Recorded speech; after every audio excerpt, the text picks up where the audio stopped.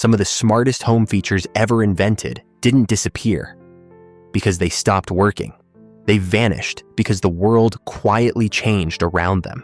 And when you look back at the bizarre, brilliant, and sometimes downright mysterious things people used to build into their homes, especially in places like the Netherlands, you start to realize something. Modern houses might actually be less clever than the ones people lived in a century ago. Because hidden behind ordinary-looking walls were features designed to solve problems we barely even think about today. Secret doors meant for deliveries, bizarre ventilation tricks, beds tucked into wooden closets, and even windows made specifically so neighbors could watch each other without stepping outside. Some of these ideas were so genius that it's almost strange they faded away, while others vanished for reasons that are still debated. And the deeper you go, the more you realize these weren't just old house quirks. They were solutions shaped by weather, culture, survival, and a level of practicality that almost feels foreign today. But these clever features didn't just disappear. They were replaced, sometimes for comfort, sometimes for convenience, and sometimes because the modern world simply didn't have the patience for them anymore. And that's where the story gets interesting, because the first feature on this list wasn't just smart. It was a direct response to one of the biggest threats homeowners faced for centuries. And what replaced it might surprise you.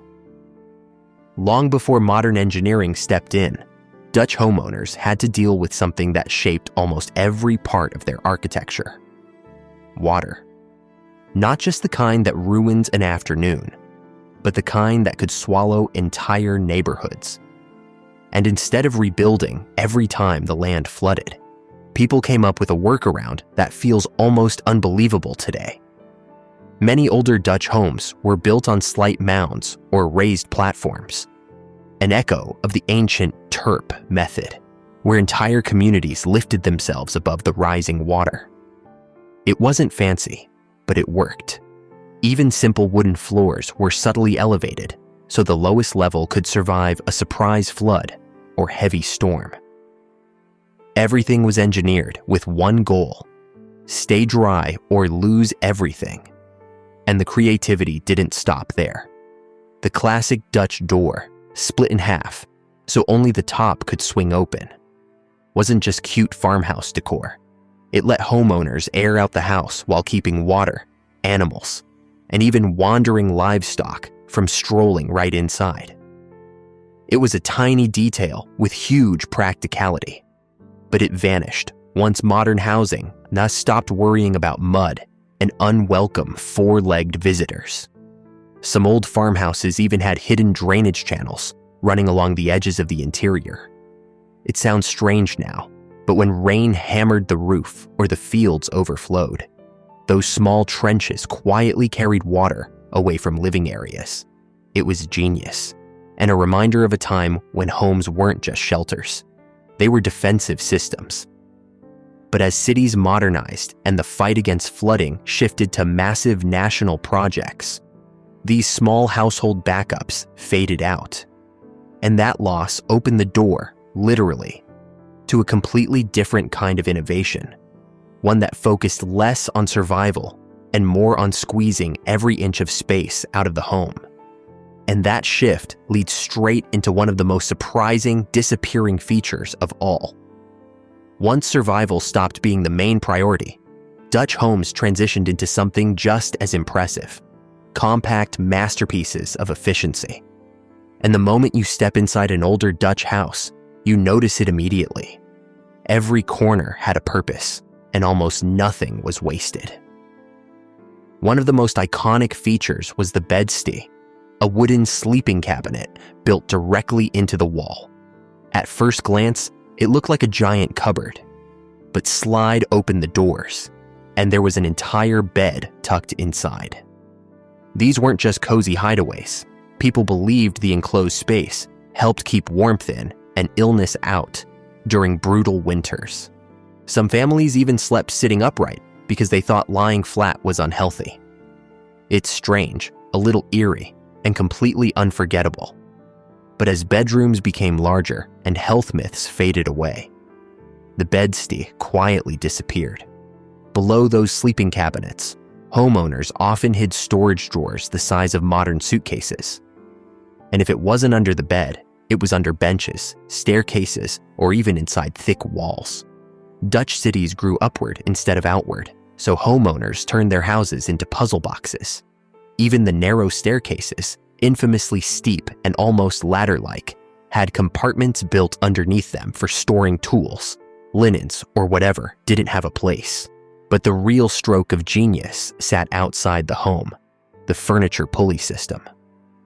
Since Dutch houses were taxed on their width, people built them tall and thin. That meant one thing: good luck fitting a sofa through the front door. So they installed a hook and pulley at the top of the facade. A rope went over the beam, furniture was strapped in, and entire households were lifted through upper floor windows. It looked risky, slightly terrifying, and incredibly efficient. And while these hooks still exist on many buildings, almost no one uses them anymore. As modern moves became easier and door frames got wider, these clever space solutions faded into the background. But they paved the way for a different kind of domestic innovation, one built around privacy, convenience, and the strange ways people used to interact with the world outside their windows. And that brings us to one of the most overlooked, disappearing features of all.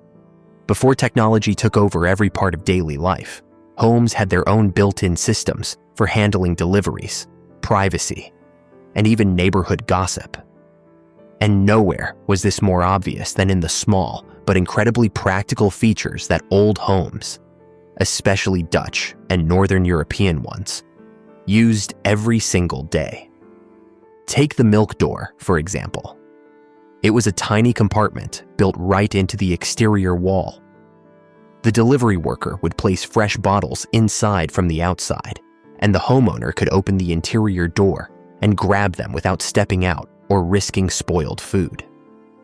No missed deliveries, no awkward interactions, and no worry about weather ruining anything. Some homes even had a second shelf in the compartment, so empty bottles could be placed back out for collection. But once mass refrigeration, supermarkets, and disappearing delivery routes took over, milk doors were quietly sealed shut or ripped out entirely. A similar idea existed with coal doors, those small iron slots that allowed workers to dump coal directly into a basement chute. It kept the mess outside and the home clean on the inside. But when heating systems shifted away from coal, these miniature doors turned into relics, tiny reminders of a completely different era of home maintenance. Then there were the stoop windows, often positioned low to the ground near the entrance steps. They weren't meant for sunlight, they were meant for connection. People could sit inside, rest on the deep window ledges, and watch the street life unfold like a living theater. In close-knit communities, these windows were the original social media feed. You saw who walked by, who was arguing, who was laughing, and who brought home more groceries than usual. Some historians claim these windows encouraged transparency and community bonding. Others say they created a culture where everyone quietly kept track of each other. Many older homes even had name stones placed on their facades. Small, carved blocks showing symbols or animals instead of numbers. Before standardized addresses existed, these stones were how people identified houses. Rumors suggest they were also status markers, allowing families to subtly show off wealth or lineage without saying a word. But as cities modernized and private life shifted indoors, these once brilliant features slowly faded out. Delivery slots were bricked over, coal doors welded shut, stoop windows raised or removed. And with them went an entire way of interacting with the world outside. Yet these weren't the only features swallowed by technology. Because right around the time these social elements were disappearing, homes started experimenting with something new. Early versions of tech that promised convenience, efficiency, and futuristic living, even if many of them didn't survive the transition to the modern age. And that's where the next disappearing feature becomes truly fascinating. Long before smart homes and voice assistants took over, houses had their own version of cutting-edge tech. Features that once felt futuristic, but now feel almost unreal. And some of them were so clever, you have to wonder why they ever disappeared.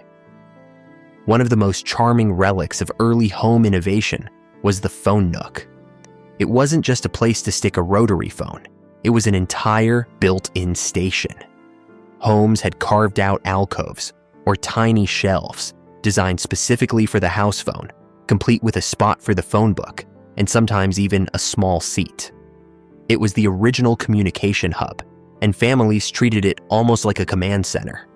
But once cordless phones arrived, and later smartphones, these nooks instantly became useless.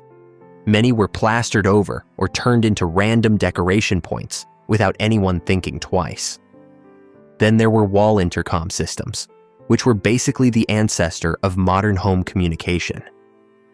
You pressed a button in the kitchen and spoke to someone upstairs without shouting. Some even had a listen-in feature, something that would probably raise eyebrows today. These systems were advertised as luxury upgrades, yet they vanished as quickly as they spread. Wiring issues, maintenance, and bulky equipment made them impractical once lighter tech appeared. Old homes also had manual dumbwaiters, mini elevators designed to transport laundry, food, firewood, or whatever needed moving between floors. They were lifesavers in multi-story houses, especially narrow ones. You'd load a tray, pull a rope, and it would glide up or down like magic. Some families used them for chores, others for snacks, and a few kids treated them like forbidden amusement rides. But as modern layouts changed and building codes tightened, most dumbwaiters were sealed off or torn out. And then came one of the coolest little quirks: push-button light switches. These small circular buttons, usually one for on, one for off, felt oddly satisfying to press. They were stylish, subtle, and surprisingly durable. But once toggles became cheap, standardized, and easier to install, the push-button era faded into the background. All these features shared one thing: they existed in a time when homes were experimenting with technology, but hadn't yet reached the sleek, simplified systems we're used to now. They were innovative, imperfect, and full of personality. But as tech took over, something else inside the home started to shift, especially in the chores and daily routines that quietly defined family life. And some of the features from that era weren't just clever, they were surprisingly cozy. Which brings us to the next disappearing set of home upgrades. Ones built not just for convenience, but for comfort. As household tech evolved, the everyday routines inside older homes started to change too. And some of the most fascinating disappearing features weren't flashy or mechanical. They were simple, brilliant solutions to everyday problems. Quiet helpers that made chores easier, meals cozier, and winters just a little bit warmer. Take the built-in ironing board. Instead of dragging out a wobbly metal stand, older homes often hid a full ironing station inside a shallow cabinet mounted to the wall. You opened the door, pulled the board down, and it locked instantly into place. No wasted closet space, no fussing with legs, no noise. Then, when you were finished, it folded back up like nothing ever happened. It was so convenient that some people today still search for these old cabinets during renovations. But as laundry rooms became more standardized and ironing itself became less common, the built-in board quietly disappeared. Another lost bit of genius was the radiator warming shelf. In many homes, the radiator wasn't just for heating the room. It doubled as a built-in warmer where you could place shoes, towels, mittens, or a pot of soup to keep it warm. Some families even used them to proof bread dough during winter. But when heating systems moved into walls and floors, these little shelves vanished overnight. Modern comfort replaced an old, multifunctional warmth. Then you had the attic drying racks, a clever response to damp European winters, where outdoor drying wasn't always possible. Instead of sprawling laundry across the living room, families used wooden racks mounted near the warmest part of the house, usually beside the chimney. Clothes dried faster, smelled cleaner, and didn't take up floor space.